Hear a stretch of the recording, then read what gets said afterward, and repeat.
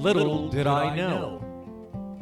From Shadows to Light, my story. Chapter 1. From Shadows to First Light. Born into chaos and love in Cohoes, David, the youngest of the Liddle triplets, learns early that memory, shame, class, faith, music, and masculinity will tug him in different directions. Yet the pull toward gentleness and purpose keeps showing through. Friendlies, frequencies, and the fog of youth. During the first quarter of 8th grade, I had just turned 13, a tender age when childhood innocence meets the murkiness of early independence. I was deeply involved in church activities, volunteering at Ann Lee Nursing Home in Albany, attending Christian Service Brigade battalion meetings on Tuesday nights, and participating in leadership training at King's College in Briarcliff Manor. All at the same time that I was still ushering at the Cohoes Music Hall. This period still haunts me, not because of church itself, but because of the strange, almost otherworldly connections that seem to hover around those groups. Every Tuesday night, I relied on George Coonrod, a church leader and battalion captain, for rides. My father, busy with National Guard meetings, couldn't take me, so Mr. Coonrod would pick me up, usually with his son John, who became one of my closest friends. After battalion, our ritual was a stop at Friendly's restaurant in Latham for ice cream and a meal. As usual, I rarely had money. I'd sit there, quietly embarrassed, hungry, hoping Mr. Coonrod would cover my bill, which he almost always did. I was gaunt and malnourished then, and I think he could see it. Food was tight at home. My mother did her best, feeding 3 kids, Debbie, Doreen, and my older brother Jim, on a tight budget. Friendlies became a small but meaningful reprieve.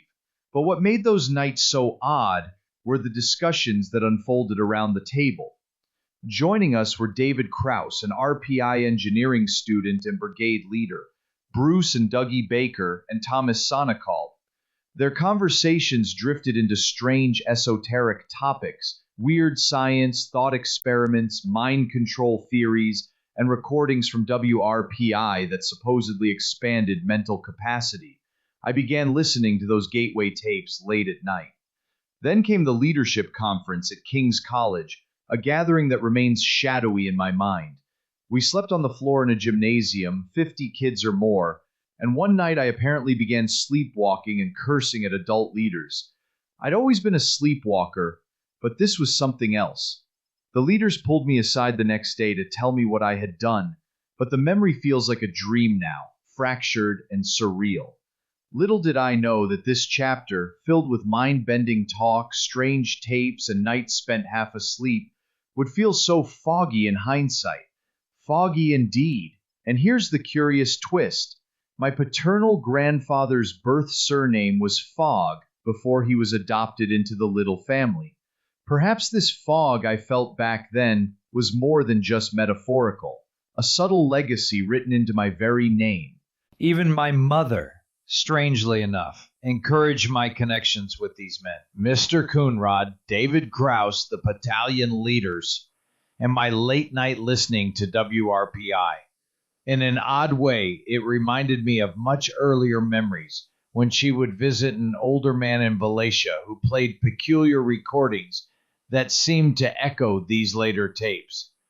Friendlies, frequencies, and the literal fog of my ancestry, all converging at once during that haunting year of youth.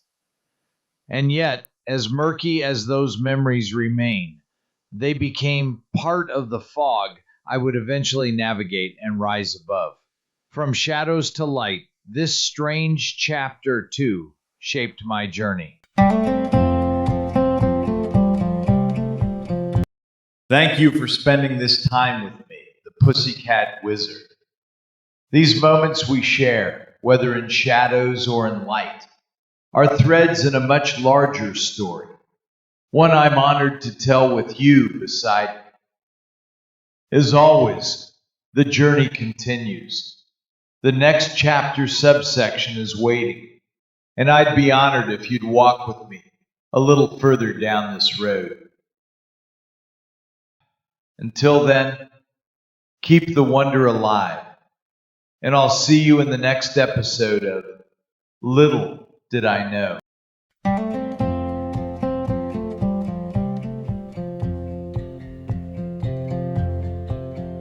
If it's a moment you're after, let's give this a shot. 3 quick breaths in through the nose, believe it or not, it will render you happy in the sunshine of the day. I love living in Bisbee, and no, I am not gay. The flowers do smell so wonderful in spring. I sit on my porch, a throne for a king. My libido is for magic, man or woman it's not. So celibacy, I'm after magic mushrooms and pot. It's my life I've chosen, like it or not. Bullfrogs and butterflies, Aunt Ruth, she had wrote, if music's like living, then I love every note. Bullfrogs and butterflies and plenty of pot.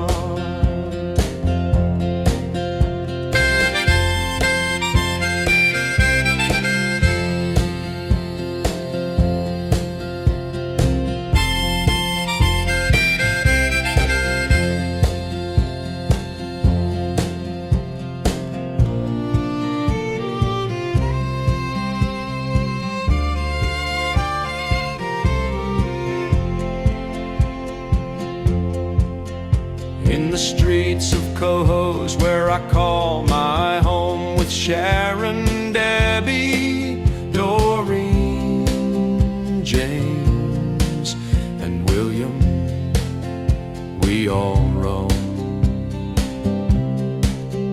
From the block to the park, we never walked alone. Through thick and thin, siblings forever tightly sewn.